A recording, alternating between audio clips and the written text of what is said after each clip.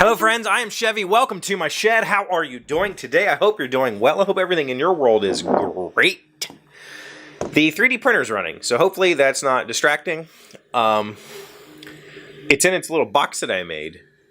I don't know if I ever showed you the box. Maybe I did. I'll post a picture of it here. It's just a box. I mean, I literally took a cardboard box and cut in panels and put it together with a window in it so I could see the printer.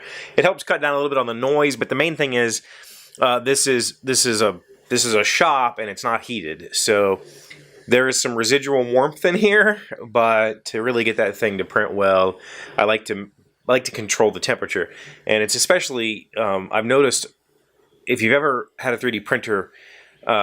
Even printing PLA, which likes to be cooled very quickly, if there's like drafty temperature changes, it can cause a lot of weird issues. And if somebody were to open the door, the outside door, like even in the summer, that temperature change, that breeze would cause layers to not bond properly and stupidity. So even when I'm printing in PLA, I put the printer in the box. So the printer is running.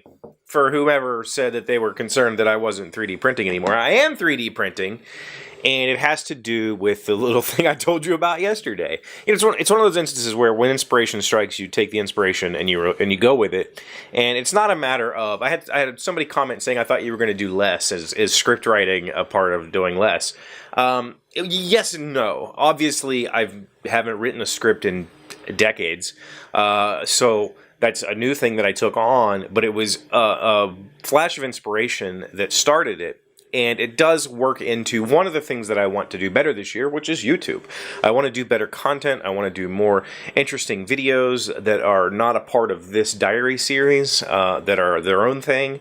I want to do more of that, and I also want to do more making. And so this particular script that I wrote is, like I said yesterday, it's like it's more like a teaser than an actual short or anything like that. It's more like a primer video or a teaser video setting up the world in which this exists, and it's a sci-fi universe. And so today what I'm printing is a prop for the main character, which I tweeted a picture of it. I tweeted a picture of the 3D model that I'll put it here, so you can at least see the 3D model. See what it's supposed to look like. It's taking a while to print, and the version that I'm printing is too small, but that's okay. I'm going to continue working on that version. I can always scale it up in my slicing software, so I don't care what size the model is. But it's too small. I want it to be much more bigger. I don't know. But this is actually the second attempt at printing this stupid thing. This is the first attempt, which hopefully you can see that. I'll take some pictures here and put them up. The bottom looks neat. It looks useful. And then you look at it, and it's just the infill. It didn't print any of the borders, so I don't know what exactly happened here. I have an idea. I went back into Cura and changed a couple of settings, and it's printing fine this time. And the main thing is, my printer has a 0.4 millimeter nozzle size, and so I had tried to print this with 0.8 millimeter wall thickness. This is just a test prop, and so I'm not trying to make this pretty. I'm just trying to print it so I can physically see it in my hands, so that it fits what I have in my head, fits the way that the character is going to use it, that sort of thing. And it just looks terrible. I don't know what happened. So I'm printing it again, and it looks like so far it's going to turn out. And after I posted the picture to Twitter, I don't know if you noticed, I changed the shape of these holes. It's no longer and that actually serves. That's not just there's a reason behind the shapes of this thing, and that's the thing that really interests me about this project, about this whole concept is. It's a dystopian sci-fi kind of setting, right?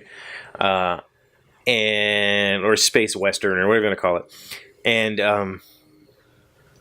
when I go about designing something like this, I don't just make it look nice. Like, I could make a space gun, or a space telescope, or a space binoculars, or a space backpack, and just put stuff on it to make it look like it's doing what it's doing something magical. But what I would rather do is design something that could function if the ingredients fit.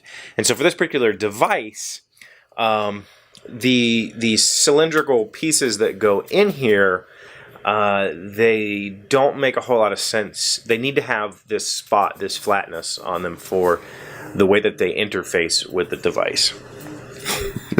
I know I'm being super vague, and it's not because, like, a lot of people are like, I'm working on these projects, but I can't tell you about them because they feel like they're doing something important or whatever, and that's not what this is. It's more of the matter of fact is, I'm working on this because I'm inspired to work on it right now, and if I tell you about it, if I share it with you, I might lose that inspiration because I've already gained the emotional payout for telling you about it. I say, oh, listen to this great idea I have, and you go, wow, that's really cool, I can't wait to see what you do, but I've already gained the emotional benefit from telling you about it. So instead of telling you about it, I'm just going to do it, and then I'm going to show it to you, and then I'll do it, and then I'll show it to you. I'll do it, and then I'll show it to you.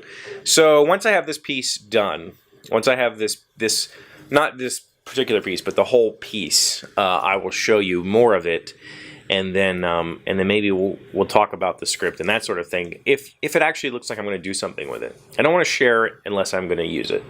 And so to keep my inspiration rolling, I'm just going to keep rolling on it. Another funny thing happened today that I wanted to share with you, and I thought about I'll wait till tomorrow, but no, I have to get this out of the way. I got this interesting envelope in the mail today. It's not from one of you, don't worry. It's just junk mail. Notification of benefits, and it says, happy birthday, Chevee. First of all, it's not my birthday. It's nowhere. My birthday's still 2 months away. So it's not my birthday. This is funny. I open it up. It says, card enclosed. Please do not bend. What is enclosed in here? It is my AARP membership card. How old do people think I'm not old. I do not qualify for AARP. Unless AARP is now like, you're going to die before you're 50, so you should probably do this. I'm still like 12 years away from this thing. I'm 38. Crud. Thank you for being here. Thank you for watching. Thank you for entertaining my ridiculousness. And I'll see you tomorrow. Hey, Doc, wait! I want to ask you something. Today's random fact comes from biography.com. What does the BB stand for in BB King? Great blues musician. After serving in World War II, Riley B. King, better known as BB King, became a disc jockey in Memphis, Tennessee, where he was dubbed the Beale Street Blues Boy. That nickname was shortened to BB, and the guitarist cut his first record in 1949.